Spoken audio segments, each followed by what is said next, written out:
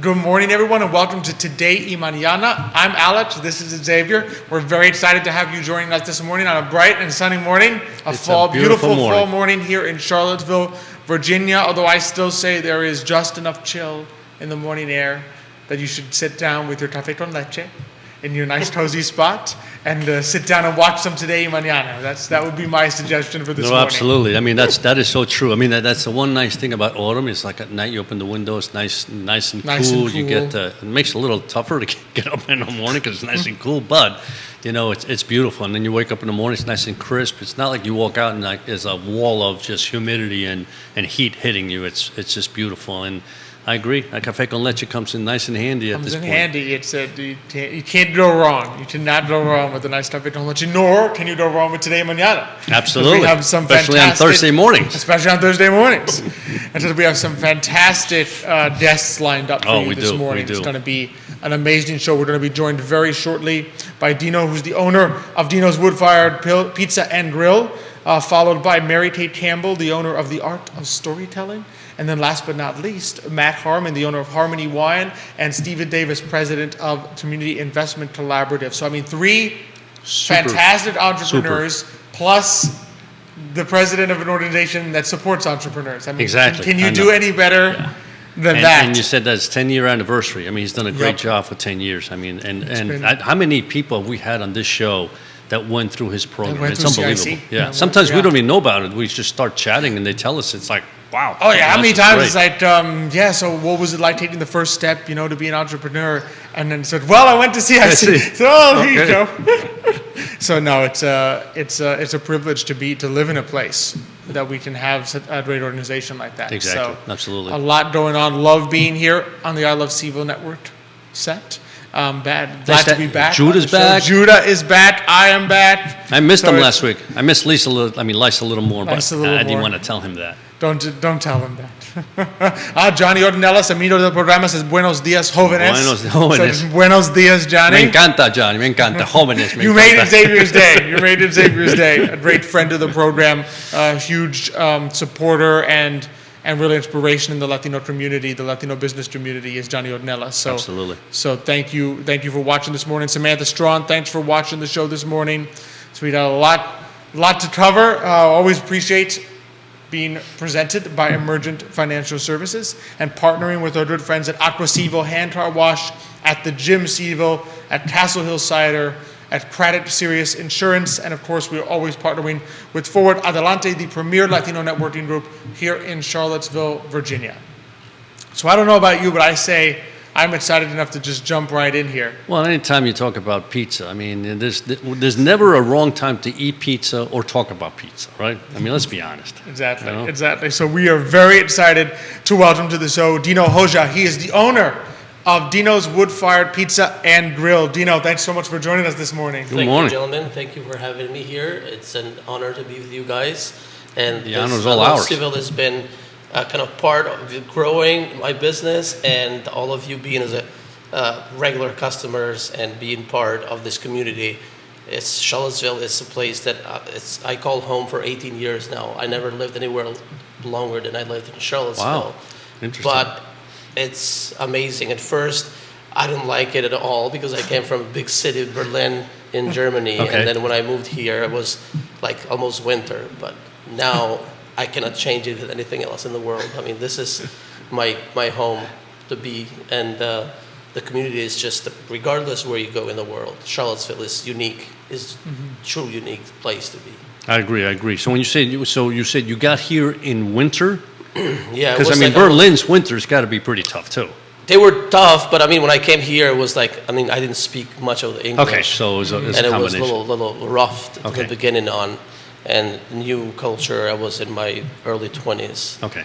And then all of a sudden, but like we just talked earlier, I don't know where the time went.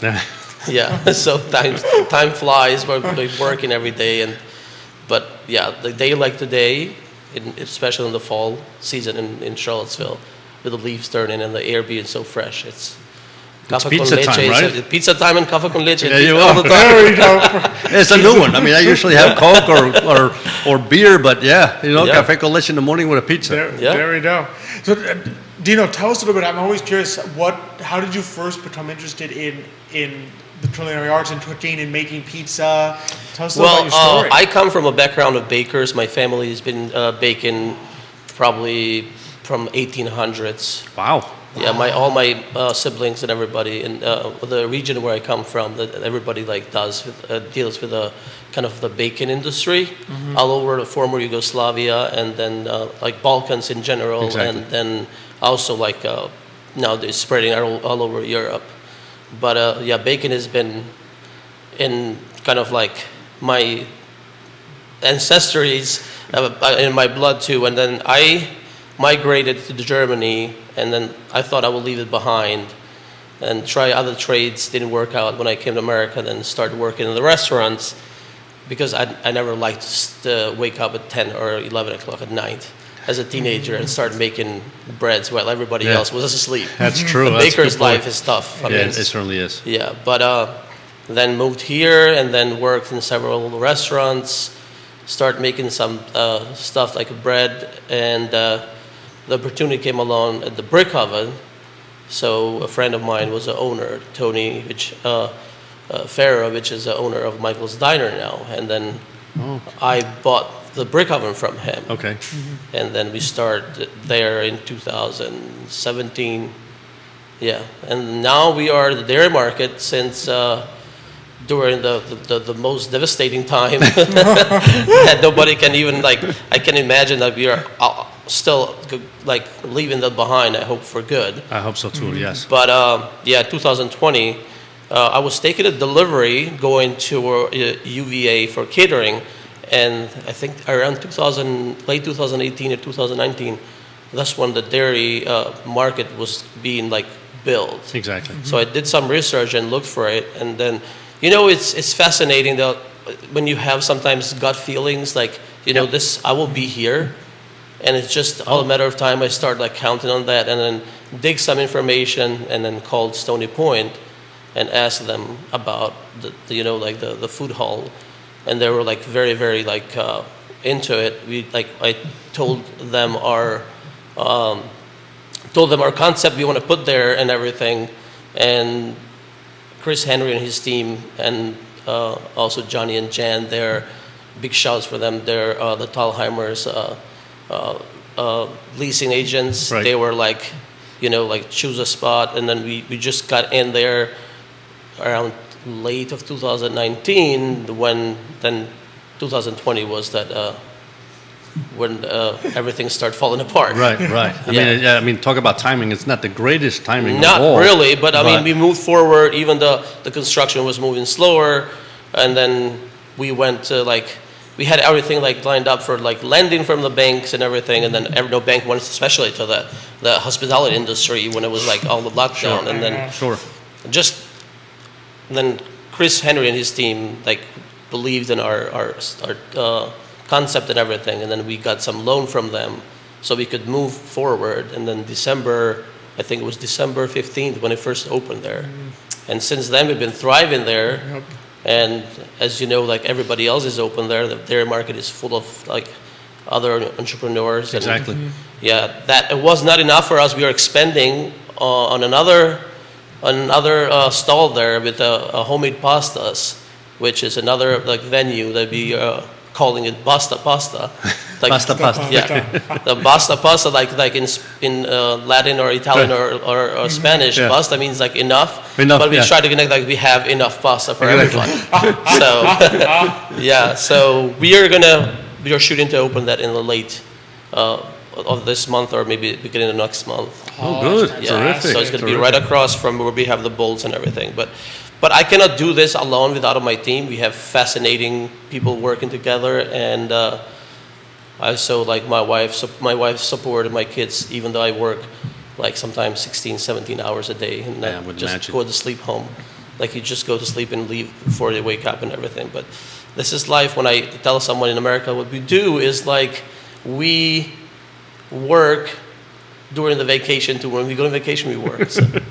How true that is sometimes. Yeah. Absolutely. Yeah. I mean, in addition to the fact that cell phones have created the opportunity for people to, opportunity at the same time, it's a problem because you're on call all the time. So you go on vacation, you're still on call. Well, you make yourself available, and then if you're like workaholic, that you want to try to respond to everybody, then you're like really, like you said, you're before, if they had only your, on the back old days, if they had your work number only, right, and then nobody was there to answer it, and you go home, they could call and you never shared your home phone number or anything, and nobody could reach you. Now, like, you can be reached in the silent way. You could wake up in the morning, you receive emails at 1 a.m. Somebody was awake on the other side of the world, and then they just send you the emails, and then you try to get connected. It becomes like 24/7 work. Absolutely. It really does. Now, you have a lot of fans, because I'm not going to be able to pronounce all the last names. So there's so many people liking the show today and watching.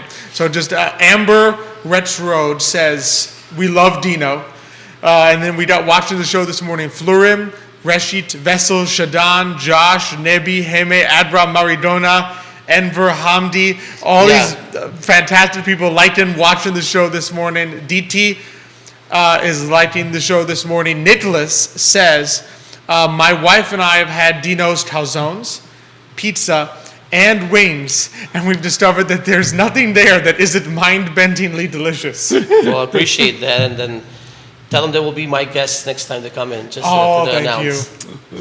But you know what that means. All those people obviously love Dino's Pizza, right? Because if you didn't like Dino's Pizza, you like Dino, you might say, I don't know, do I really want to say anything? Well, but you can tell that they love you and they love the pizza too. Well, the reason how we came up with Dino's, because when we took over the brick oven, we were the fourth owners of the brick oven, and then even the brick oven was there since early 90s. When we start hosting also like a fascinating nonprofit group of the Synapse, which is like Central Virginia, and then from Richmond based. They're great people. So we started hosting them and then have the meetings there. I became like a member of the network, and then everybody would say, like, goes to Dino's, let's go to Dino's. And when we opened the place at the Dairy Market, my marketing partner, she's amazing, Britta Killer. I cannot thank her enough. She's amazing marketing, that she behind all of their logos and everything. But I'm trying to like commercialize everybody here. I'm sorry, but I really, all these people that was surrounded, they're amazing, amazing people. And then she said, like, why not call it Dino's? Because everybody who comes here, they say, like, let's go to Dino's. Nobody's mentioned the brick oven. And then that's how like we start like naming that. And everybody would say, like, are you going to call the pasta place Dino's too? I said, no, that's enough with Dino's. This is enough venue. So whatever we do in the future, this is going to stick only with like grill and pizza. The grill and the pizza. Not everything becomes like Dino's. We're not going to start labeling everything Dino's. So. Exactly. So go ahead. I was going to say, so I'm curious, because obviously, you came from a baking background, right? But did you ever make pizza? And then, of course, in the pizza world, it's not just the dough, but what you put on top of that dough, and all the different combinations you have are just unbelievable. So how do you come up with that? Well, I mean, you just go with what is trending mostly, and then pizza. We sell, regardless what pizzas we do, with the hot honey now and balsamic glaze and all the other things, barbecue and everything. Pizza is more American than Italian. This is my opinion. I'm not Italian. People say, like, why do you have Italian restaurant and you are Albanian? I say, like, well, I think pizza is American. The way we make pizza. In Italy, they make pizza differently. So we call it pizza, but it's New York style pizza. And then pizza in America, every cuisine, I think, in America has kind of redefined and became kind of more American than the authentic cuisines being abroad. And then I'm not trying to steal it from Italians, because they're very, very like into like the pizza is ours and nobody else. But in America, we make pizza differently. And then pizza. Yeah, the pepperoni and cheese just being traditional and margherita. These are the top selling across the board all over the country. Like pizza is pizza. You cannot like have only pizza if you don't have cheese or pepperoni on it.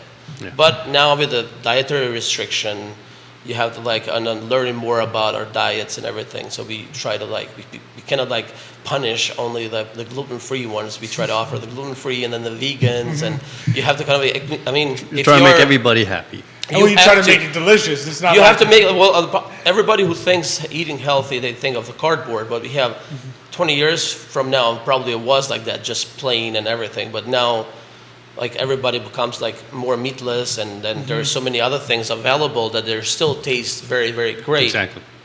But there's still our pizza. But if you were truly want to have a pizza, you got to have a cheese or a pepperoni pizza to have pizza.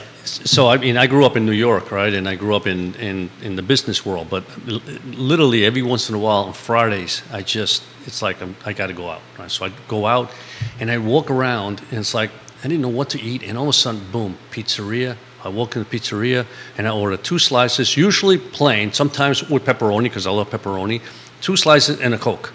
And it was just so enjoyable just to sit there and eat a pizza, right? Because it's one of those foods that you like, it's enjoyable, and no matter, I mean, it's rare to find a bad pizza in New York, right?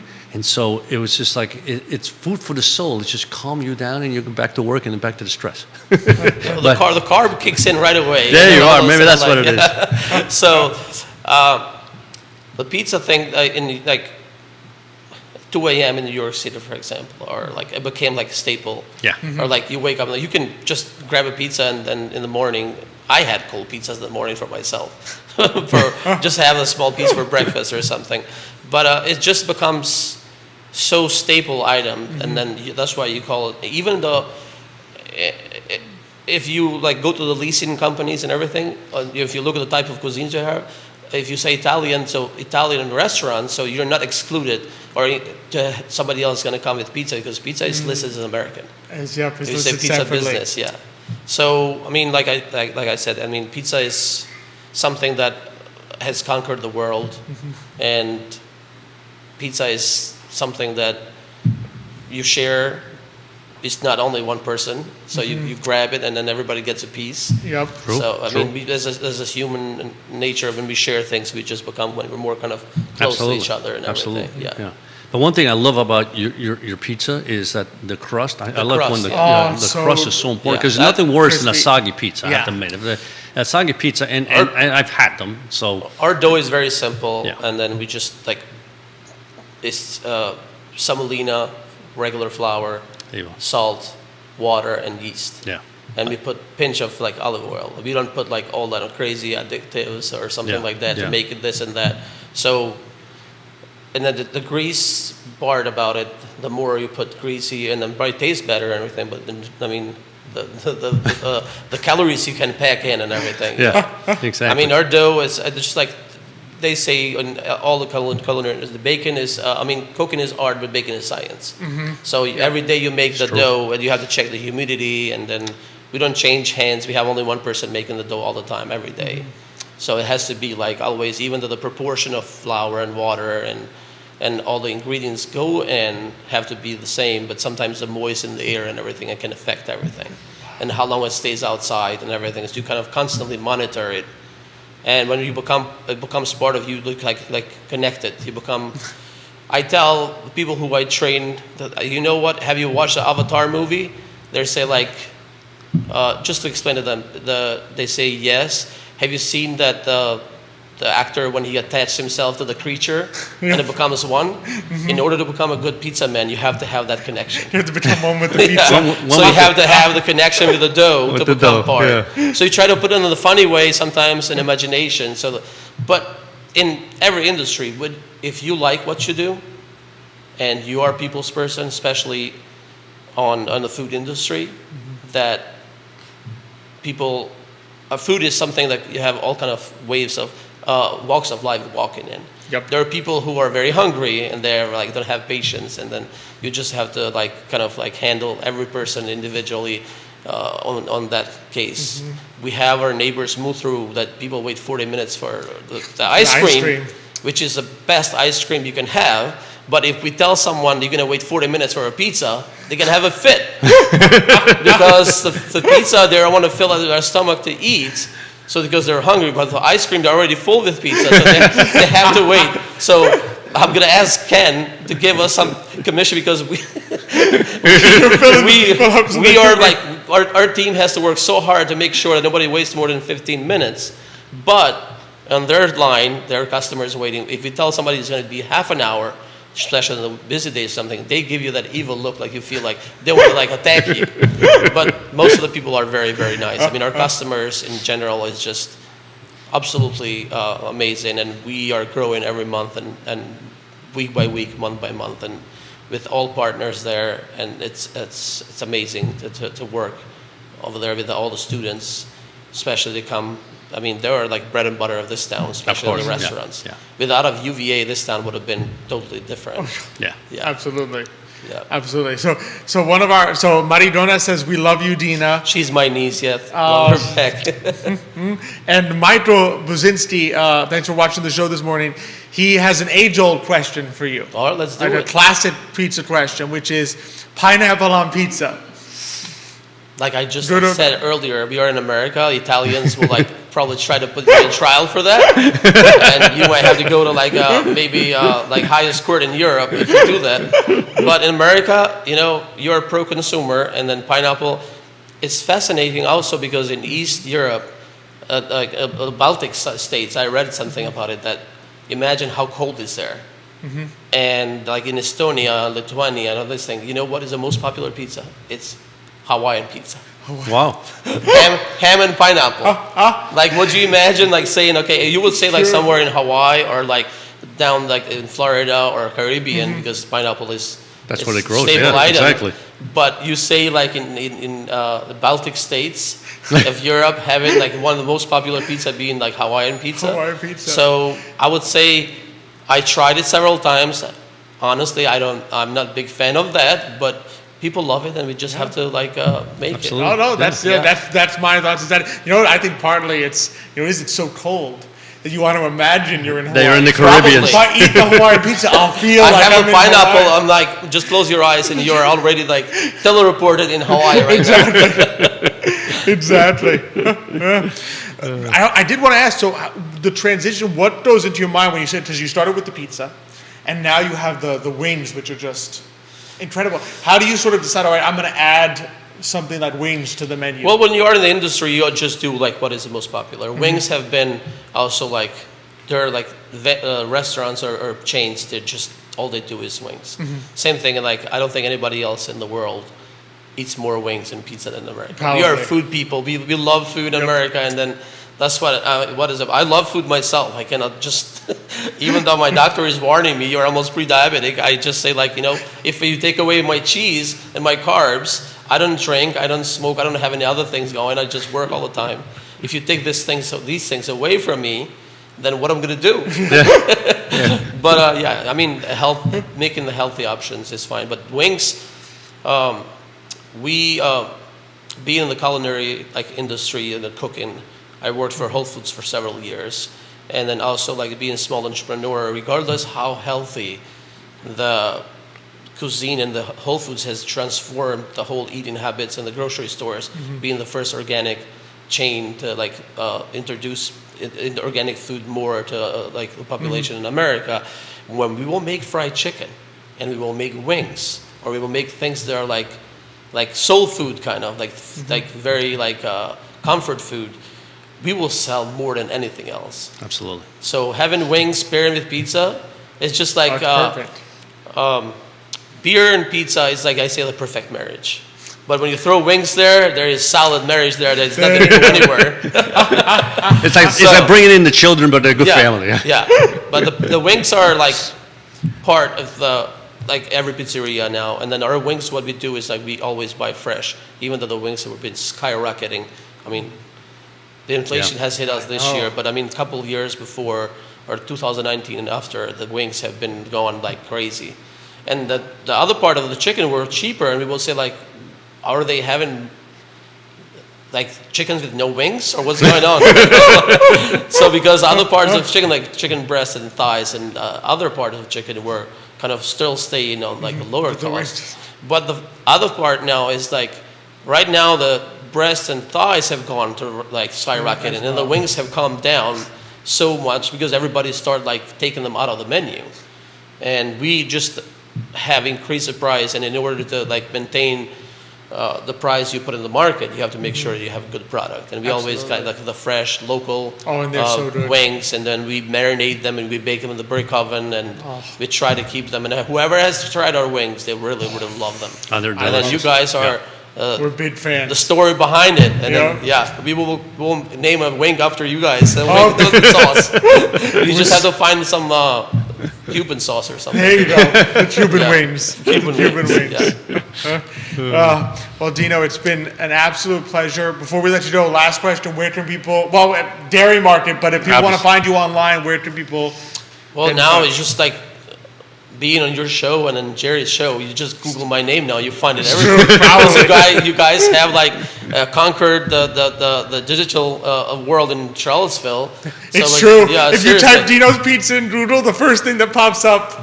Yeah, when you type Dino's Pizza, you just see my picture in the Jerry Miller show all the time, and people just find it. You will find me.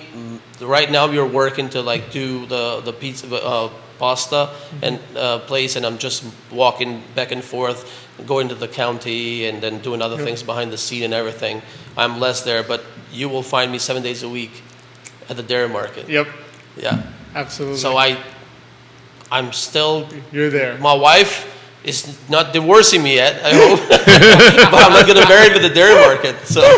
But she don't even know about it. You're too busy. Yeah, I'm there all the time, and then Dairy Market is a second home, or you just go and sleep at home. But it was a pleasure to be here with you guys. And thank you for coming. This show is like always been saying. It's amazing that it's so organic, and then having all entrepreneurs like have their voice being like showcased and heard here in your show, and people look for it. It's amazing, and we'll be more than happy to be there here as many times as we can. Thank you. Thank you. Appreciate it. It's been fun. Thank you so much. I appreciate it. Absolute pleasure. All right, so we'll go ahead and rotate. So think about it. You got pizza, and then you're gonna have pasta. Yep. I mean, you can't go wrong with that. I know. Right? Not. I mean, Nicholas says worth the trip.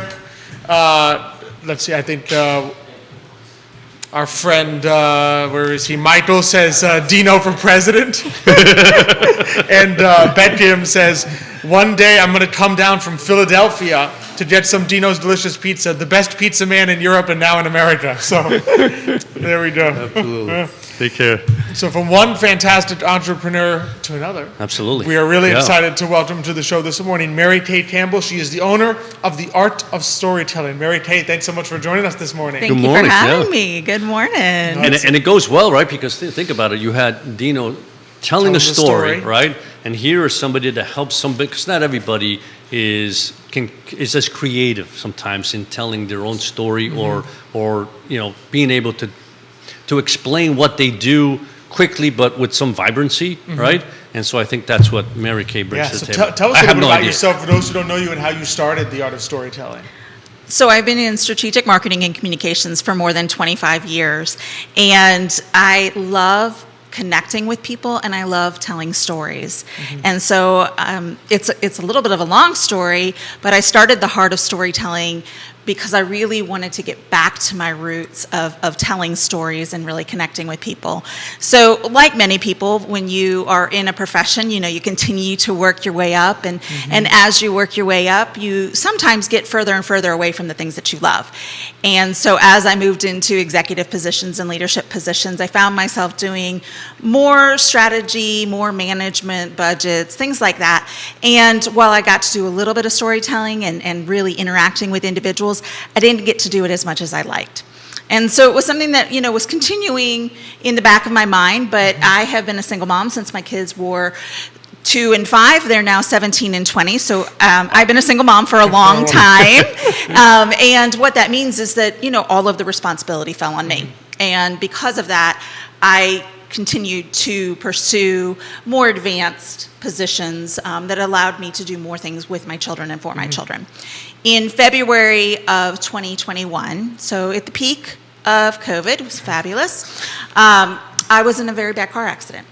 And I was driving south on 29 in Amherst County, going the speed limit, which was 60 miles an hour. I had my cruise control on, the radio wasn't on, my cell phone was next to me, face down charging, looking at the sky. I mean, it was just a beautiful evening, and a man pulled directly in front of me from a side road. Wow.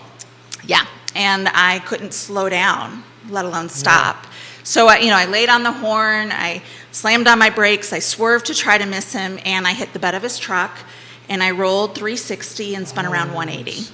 Holy cow. And in the course of that, I mean, sometimes you think you don't remember it, but I remember every moment of it. I remember that sinking feeling of, oh my gosh, this is not going to be a near miss. I remember the impact. I remember my airbag just whooshing down my face, my world spinning, my window being gone and cold air coming in. I mean, it is a like out of body kind of experience when this happens. And so it was February, so the soft top of my car was closed, but it is a soft top convertible, it was. Ooh. And so when I rolled, my head either hit the roll bar or it hit the asphalt. Yeah. I don't know which, but my head was split open from the front to the back. Holy cow. And I had 17 stitches and staples put in my head. And what happened was I was sitting in that ambulance, and I've never been in an ambulance before. It's a different kind of experience. There's bright fluorescent lights, and blood was dripping down my face, and I know that I was in shock. I was shaking, and you feel your adrenaline pumping, and the paramedics and EMTs kept checking the spot on the back of my head, and it's because my tissue was protruding, and they didn't know if it was my brain. Oh, man. And so when you have a life-altering experience like that, you stop, and kind of right? Re-examine. You do. You take stock of your life. And in that moment, I thought, I'm not doing what I'm called to do. Yeah. I'm not doing what I love.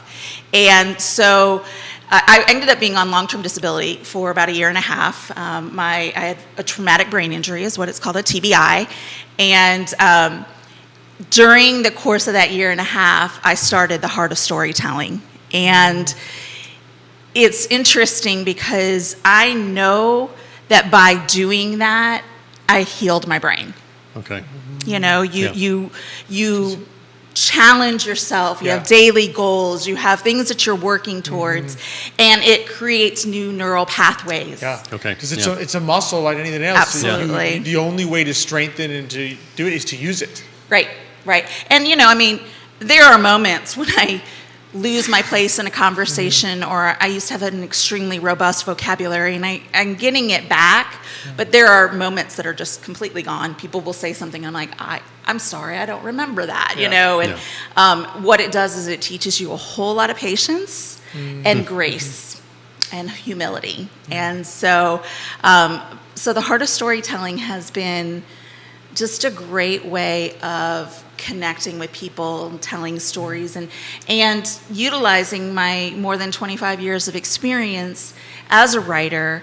I have 2 degrees in journalism. I taught public speaking at NC State University. So, utilizing all of this experience and helping local businesses and business. Actually, I've worked with people internationally, working with people to really hone their strategic communication skills. And so it's been incredible. It really has. That's fantastic. So when someone reaches out to you, what's kind of the process? All right, Mary Kay, I don't know how to tell my story. Right. What's the process by which you start to work with them and so forth? It really depends on my client. I've had clients where I've done trainings for their executive team. I've done writing for newsletter articles. I've done things for the foundation at UVA Health Foundation, writing articles for their cancer publications. So really, it's just a matter of sitting down and talking with the clients. And what's unique, I think, for me is that because I have all these years of the strategic communication piece of it, not just the copywriting, I bring in all of that strategic aspect. So I'm not going to just write something that you tell me to write. I'm going to sit down and talk to you about who your target audience is and what you're trying to accomplish and what your main objectives are and your, all of those things, and really hone in on who you are as an organization and how I can help you to convey that story. And many of my clients are highly technical or healthcare or things that are sometimes difficult to communicate in a heartwarming way. And that's what storytelling is all about. You know, there's all kinds of research that talks about when you hear stories, there's something called neural coupling, and your breathing and your heart rate matches those of the speaker. It's fascinating, right? You're sitting there, you're listening, and all of a sudden your breathing and your heart rate is the same as the person that you're listening to. I didn't know that. Right? I know. It's so cool. It also releases dopamine and oxytocin and all these different things that like are feel-good hormones, right? So it literally changes your brain chemistry when you hear a good story. And it embeds it in your memory longer and deeper. So you're going to remember it more. So if you have something that's a highly technical thing, you are awesome at the technical piece. But finding a way of what I call warming your brand, of helping people to connect on an emotional level, that's where I come in, because I can sit down and talk with you and find out those things, and then I can tell those stories for you. So it's such a privilege. It really is. I love talking to people. I love hearing what they're doing. And it's true. I mean, one of the things that is very difficult for, you know, when you are a listener, right? Especially when it comes to sciences, because some of the terminology is like, it's over your head. You never heard of it. So it's the first time you hear the word, you're trying to figure out what that word means. They're telling you, but then, I mean, within, at least for me, within like 20 seconds, like, what was that word again? I mean, you know you're going to forget it, but you're right. If there's a story behind it, at least you now have an idea as to what that was, and maybe that word will pop back in your head, right? Yes. And, you know, honestly, remembering the word or the technical term is probably not the most important part. What is most important is that you remember who it is that's doing it. Right. So, you know, so from a branding perspective. Exactly. But also why it's important. So why is it important to that business? Why is it important to me, and how does it relate to my life? And, you know, it's just like, I don't need to know how to do my taxes. I have an accountant that does them. But I have a relationship with my accountant, and my accountant knows what my personal story is. Right. So that's why I use that accountant over somebody else, right? It's creating that I have a relationship with you. And by the way, what I'm doing is going to have an impact on your life in some form or fashion. And it could just be that the research that I'm doing is going to lead to something that you're dealing with right now, or a family member is dealing with it, and I found a way to help that. Exactly. And so I'm curious, because, I mean, you know, unfortunately, we live in a world where, you know, anything more than 2 sentences, people go, oof, I got to read this, right? And so how do you work in that environment where people are, you know, they're looking at text, or they're looking at Instagram, or they're looking at things where, like I said, I mean, it's like, I only want to read 2 sentences and that's it, right? So how do you work with that? You know, I have to say, I went to graduate school at UNC Chapel Hill, which is one of the top 3 journalism programs in the country. And when you're doing rigorous assignments, they are honing in on a very strong lead, which is answering who, what, where, when, why, and how in a single declarative statement. Now, it is extremely difficult to answer all of those questions in one sentence.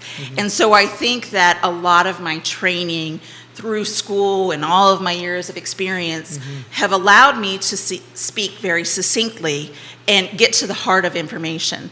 And the other thing is, what are the pain points for the people who you are trying to attract? In other words, what are the reasons why they're frustrated, or they're having difficulty, or what are their needs?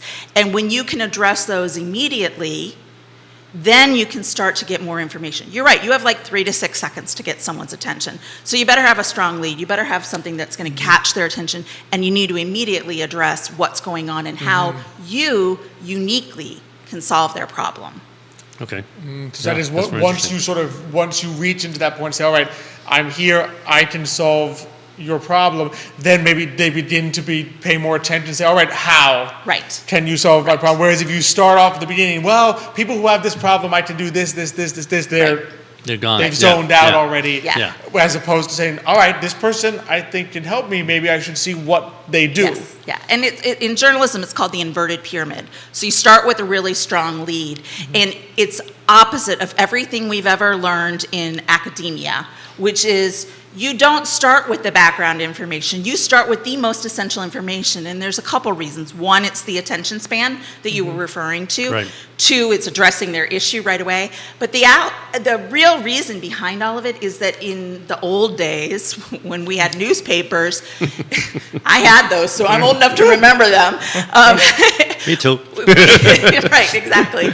Editors would cut from the bottom of a story. So sometimes just before it went to press, there was a breaking story, and they had to cut yours down from so many column inches to something else.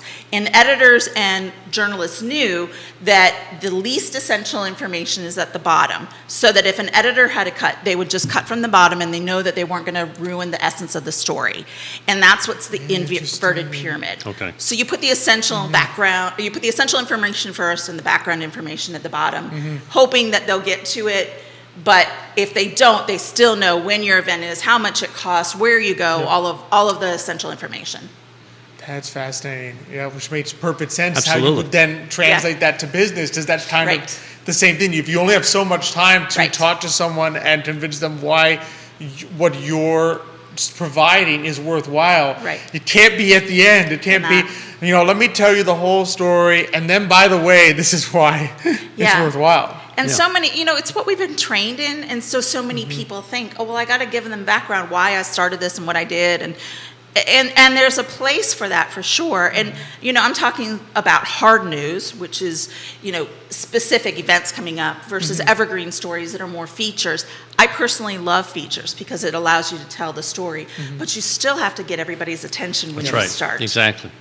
Yeah. Exactly. Yeah, so it reminds me a little bit of what we do, because we're financial advisors. But a lot of times people come in and my first feeling is, so tell us why you're here. In other words, how can we help you, right? I don't go in and tell them everything about us, because first of all, my assumption is they know something, else they wouldn't even be in our office. But the important thing is, how can we help you? In other words, what brings you here to see exactly what goals or needs you have, and then, as you said, then you go and approach that problem. Right. It's all about them. Yeah, exactly. If you can remember that, it's all about them. Absolutely, and it is. It really helps you. Yeah, absolutely. So, curiosity, what was the jump? The audience always loves to know the entrepreneurship part of the story. What was kind of the jump for you? What was it like to jump from that world into the entrepreneurship world? Like, now you are your own boss. You own your own business. Yeah. I think some of it was because I was on long-term disability, I had more flexibility than I had had before. So I was getting that income, and it gave me the space and time to do it, which is a blessing for sure. But it was also really, for years, y'all, I had been called to do this. And it was one of those things that I just kept saying, no, I can't do this. I can't do this right now. And another part of what I do is a program called Queens of Moxie. And it is inspirational speaking, a weekly inspirational email, and a podcast every Friday. And it is geared specifically towards women who are going through a personal transition, and it is intended to help them reclaim their power, reclaim their moxie. And it is a passion project for sure, but it is something that's so important to me, because I think so often women are focused on everybody else and pouring into everybody else's cups, and they forget to sharpen their own saws, so to speak. And at least for me, I hit 50 this year. I had this traumatic car accident. I mean, there were all these things pointing to me. My mom passed away in February. Thank you. All of those things that women in my age group tend to have. My son is in college. My youngest is a senior. I'm going to be an empty nester soon. All of a sudden, women in my age group particularly find themselves going, well, how do I define myself now? What does this mean? What do I do?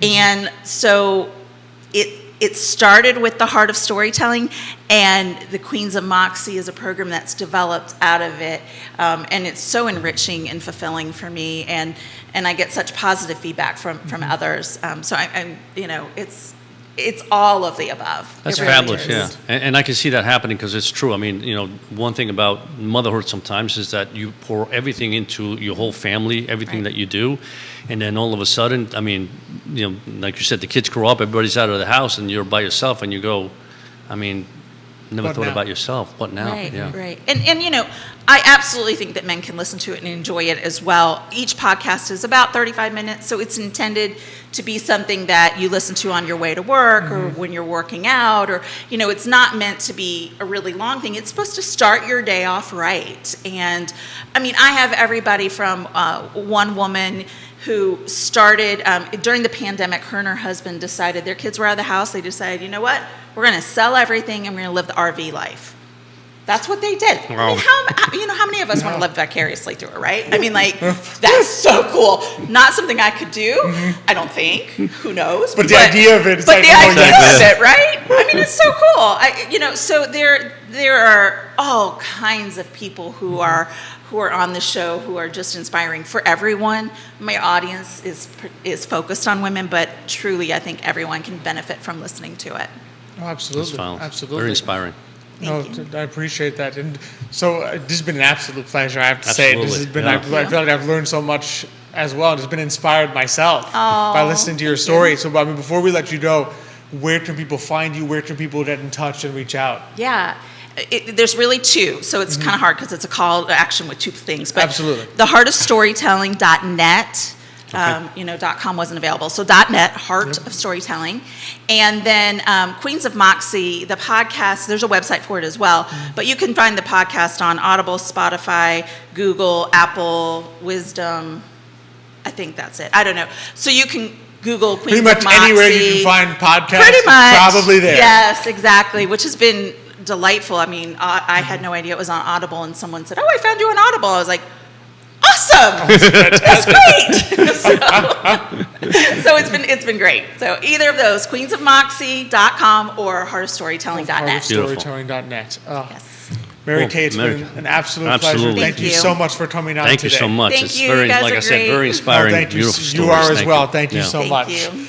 And as we wrote it, do not forget heartofstorytelling.net, queensofmoxie.com. And we still got people watching the show this morning. Brian, thank you for watching the show this morning. Ramona, thank you for watching the show this morning. Katrina, thank you for watching the show this morning. We are just, the audience is loving it.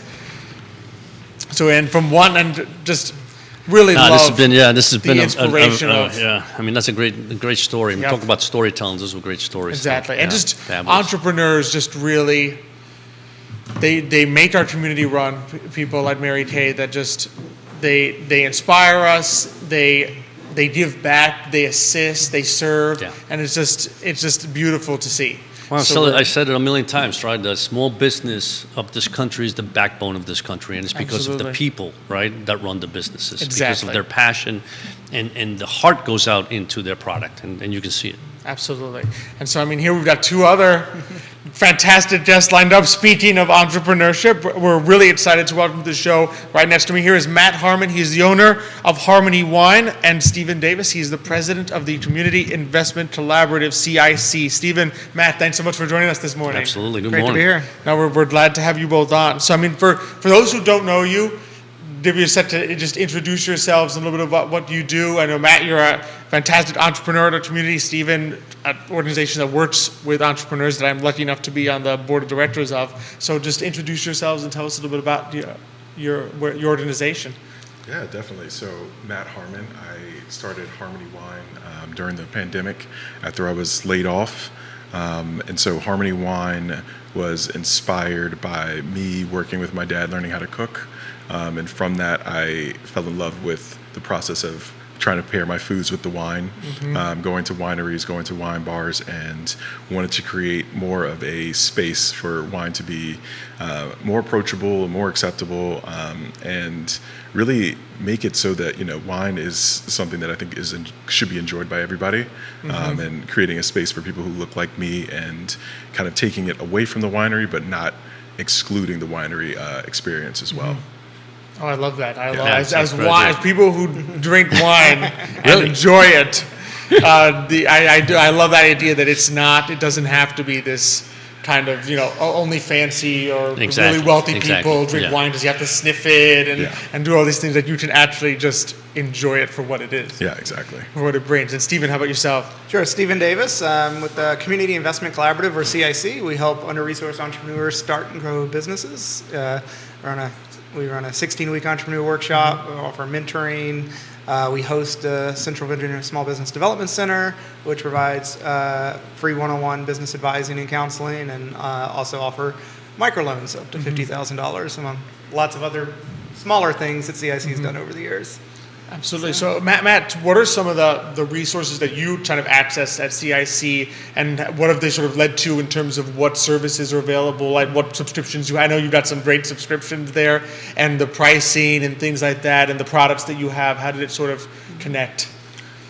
Yeah, so I went through the program of spring of 2021. So it was virtual, but the learning that I received was great for me.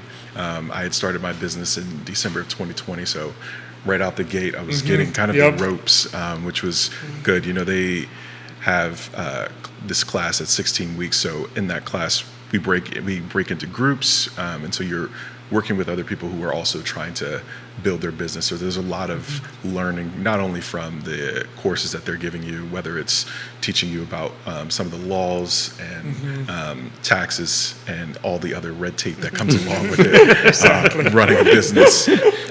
But also you get to connect with people who are in the community who are doing trying to find the same goal as you of boosting their business, and through that, you are able to talk to people who may be going through the same things that you are, and some of the hiccups and victories that you have along the way. So I think what was beneficial for me was definitely learning about, they have a break-even process where you're learning from what your initial cost is down to the nitty-gritty of how much you need to sell if you want to make a certain amount of money. That was huge for me. In wine, I took on a tall task jumping into the wine industry. I have a passion for it, so that helps. But being able to have that and being able to go in and use their resources and talk to the people who are working there as far as, all right, this is what I want to do. What does it look like? Then being able to have an outreach into the community and say, well, we may not be able to help you with this specifically, but this person does, and they used to be in the program, or they have an affiliation with CIC. So that was really huge for me. A lot of fantastic connections. And what are some of tell us a little bit about what came out of that, like the subscriptions you have, the products you have. Yeah. So from that, I was able to really hone in and focus on what I wanted my business to be. My mission statement is for Harmony is however you drink in harmony. So I like that.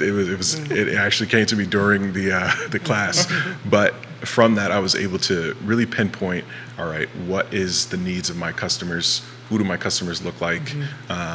How can I provide the best service for them? And get price points on where I want my business to be moving in the future, and those classes and breaking down what taxes look like and how I can approach my customers for subscriptions and how I can make it enticing for them and also beneficial to me.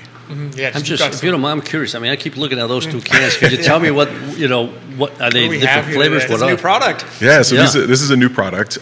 So this is canned rosé. So just hold it up there because we've got the little, there you go. There you are. Yeah. So canned rosé, I, through doing research and learning about what my industry was, something that CIC taught me, I saw that the canning industry had really taken off and wine was kind of being left behind.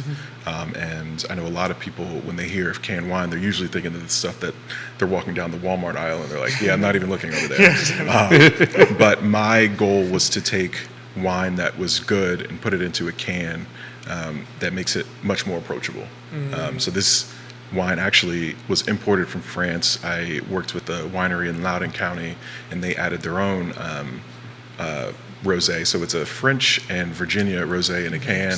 And interesting. Yeah. So they're both rosés. They're both rosés. But the white one is from France, and the pink one. They're both. It is the exact same wine. So it's the exact same wine in like what it is that I decided for marketing reasons, it might be cool to have one white, one pink, and the 4-packs that they come in. So. I got you. Yeah. So each one has a mix, like a blend of a French wine and a Virginia wine. Oh, wow. That is neat. That is neat. That is. Yeah, and it's true. And it's like, you can walk around with that in the street. Nobody even knows you're drinking wine. Right? That's fantastic. we got a special delivery. A bottle here too, a special. Yeah. So is it? So this one actually was one of my first wines. Was one of the first wines that I did, and it's actually from Texas, and so it's a sparkling Gewürztraminer. Sparkling Gewürztraminer. I like that. Yeah. So this was like one of the first wines I did when I first started out, right as I had started CIC. So it's one of my babies. That's fantastic. Sitting on the shelf at the I Love CVille studio. There you go. Yeah. Exactly. Exactly. He's like, I finally get to meet the man who invented this. So and so many people over the years so many entrepreneurs that have come on the show have talked about how amazing it is to having gone through CIC and how much it just the different resources that they were able to access by doing that. And it's been 10 years now since CIC started. Right. And in fact, there is an anniversary event happening. The CIC, it's Annie plus Union, but it's like anniversary and alumni reunion combined in one. That's going to be taking place Saturday, November 5th from 5 p.m. to 8 p.m. at Itch Art Park. So Stephen, tell us a little bit about what are some of the things. I know there's going to be some great food, some great drinks. What are some of the things people can look forward to if they attend? Sure, yeah, no, it's a great event. We're looking to bring, we haven't, because of COVID as well, we haven't been able to do our annual entrepreneur reunion holiday party that we often have done towards the end of every year. And so we wanted to bring that back, but also it's, 10 years ago, CIC opened. Our first workshop was in the summer of 2012. Wow. And so we wanted to celebrate 10 years. Nearly, when this workshop that's going on right now finishes, we'll have 500 graduates of the 16-week workshop. And we want to celebrate that and bring folks back together and reconnect. So, as Alex mentioned, out on November 5th at the X Art Park under a tent. We'll be under a tent, so it is November.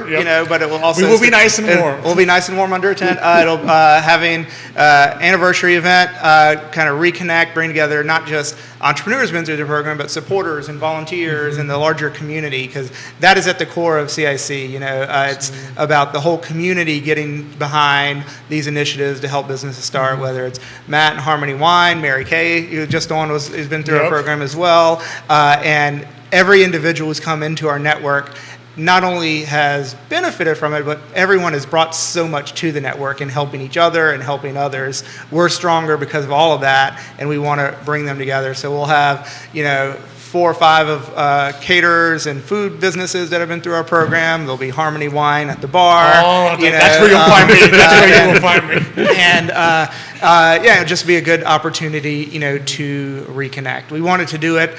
Ix is a great partner, the art park, in doing it. We're excited to do it there because not only is it a great community space, but also it is allows us to showcase caterers. Doing it, we have a lot of great hotels and venues in the region, but many of them have restrictions on who you can use for food, and we really wanted to support the many food entrepreneurs who've been through our program and the growing number of beverage ones as well.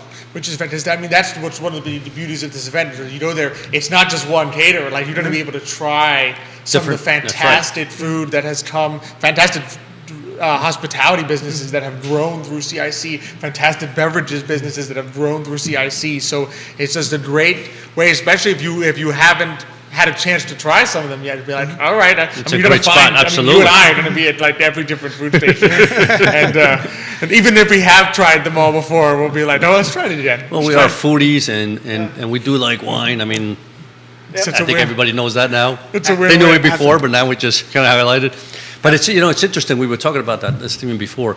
How many times we have entrepreneurs here, we have no idea they've gone through the CIC, and then as we're chatting, right, Alex will say something, says, oh yeah, we went through CIC, and you could just see how much they actually, how much that program helped them. Because we always say, I always feel this way, most entrepreneurs, one or the other side of their brain is like marketing wise, they've got it all down, but on the other side, it's like, oh man, I got to look at financials, I got to look at taxes. I mean, what does that all mean? I mean, I just want to sell this stuff. Yeah, but you got to sell at the right price, otherwise you're not going to make any money, right? I joke in our workshop, on the far extreme, most people are in the middle somewhere, but on the far extremes, we have one side of someone who's found a great product, but every time they sell it, they lose $1 because they haven't figured out how to sell it profitably. They need to raise their price. They need to do it more efficiently. On the other side of the room, you have some folks who've figured out how to make money, but they're scared to death of selling. The marketing and getting out there and really, kind of selling their product and themselves, because so many of the businesses we support, the owner, Harmony Wine is in the product, and so they have to get out and do it. So that mix, and they really learn so much from each other in that process and build confidence and support for doing all the things that's necessary to run a business. Yeah. And I think the other thing is just the fact that there were others, right, that are in the same boat, right? They feed off each other, and it's like, oh yeah, actually I went through that before, and here's what I did. It's like, oh gee, good, I could have never thought of that. So I think all of that just brings so much to somebody new, somebody who has a new business. I mean, I think it's a fantastic. You've done a great job, really have. Absolutely. I mean, so question for both of you here, as you think about, CIC's impact over the last 10 years or over your time as an entrepreneur going through the program, what's the first thing that comes to mind that you're going to be celebrating on November 5th? I would have to say the networking. I think the networking is huge. Working with a bunch of people in the area who are also doing, events and stuff like that, and finding out, I went through CIC too. And they kind of get it and they understand the process that you're going through. I think that's been huge. Yeah. What about you, I mean, I think the community, network community, I think is at the heart of it. It's rewarding. Alex, you've been a supporter, for a number of years, and as we go around the community, you see more and more folks who have businesses. We have stickers that I am local business or I support local business, and seeing those on someone's Square Reader or on the front of their store is incredibly rewarding. But it is those people that have connected to each other over time. There's so many folks, even going back to our earliest classes, who made a strong connection that was either personal friend now or business partner. One or two significant others along the way as well.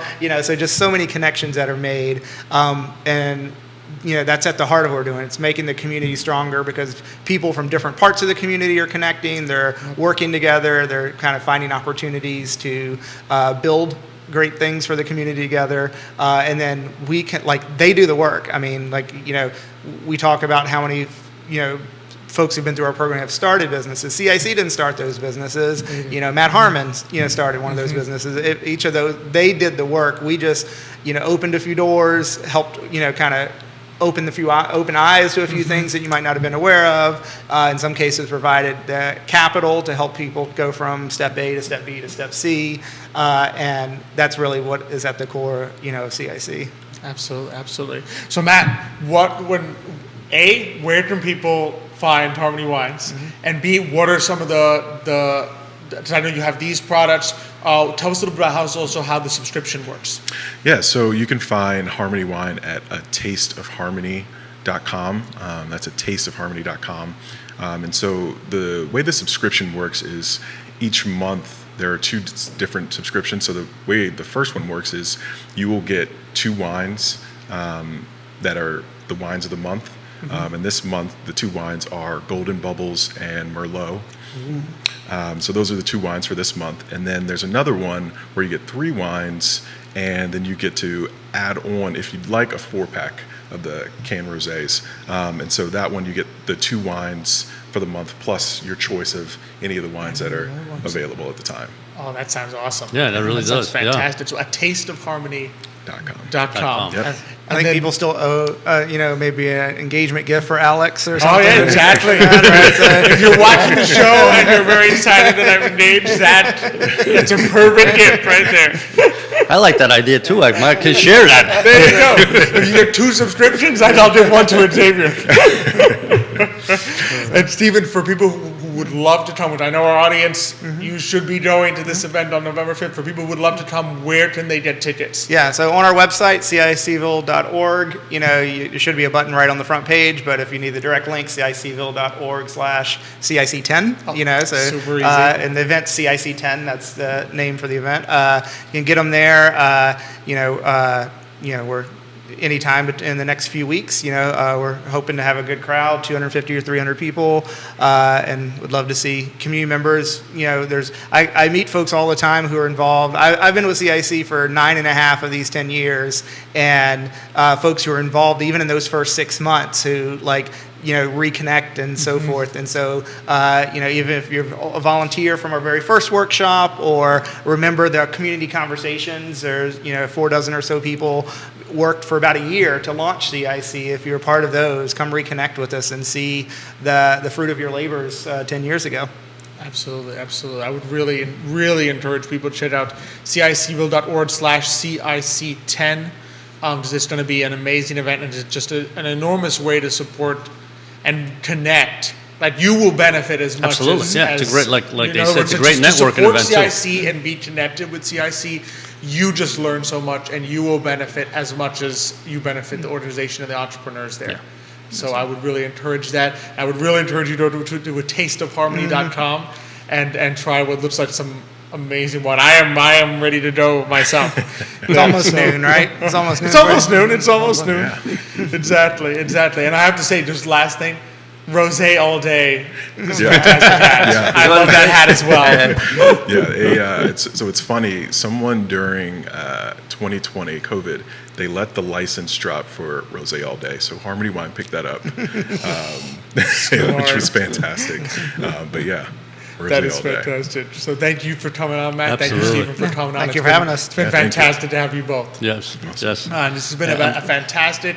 I'm looking forward to that bubbly you are. Wow. I know you never had that. So it's been a fantastic show today. It really has. Really, thank you so much for everyone who came on. Be sure to check out Dino's Wood-Fired Pizza and Grill at the Dairy Market, Mary Kay at the Art of Storytelling, Matt at Harmony Wine, and be sure to check out cicville.org/CIC10. And just thank you for hosting with me today. It's fun. Always a pleasure. We've got next week, we'll be on Nicholas Urpí from Emergent Financial Services, as well as Greer Kelly from Friends of CVille will be joining us. Just really appreciate being here on the I Love CVille Network set. Thank you, Judah, behind the camera, making this all work. I know we had 3 segments today, so nice he works back, his magic, so we are glad he's there. He's here. Just a big thank you, of course, to Emergent Financial Services for presenting today's show, as well as to our fantastic partners, Miguel and Chick at Craddock Serious Insurance, Castle Hill Cider, the Gym CVille, Aqua CVille Hand Car Wash, and of course, Forward Adelante, the premier Latino networking group here in Charlottesville, Virginia. Thank you, our audience, for just showing us all the love today, for all these fantastic entrepreneurs that came on the show. Thank you so much for all you do to make today y Mañana possible. Thank you. Thank you, Alex. Alex. Again, good to be here with you. Always. We look forward to seeing all of you next week. But until that time, as we always say on the show, hasta mañana.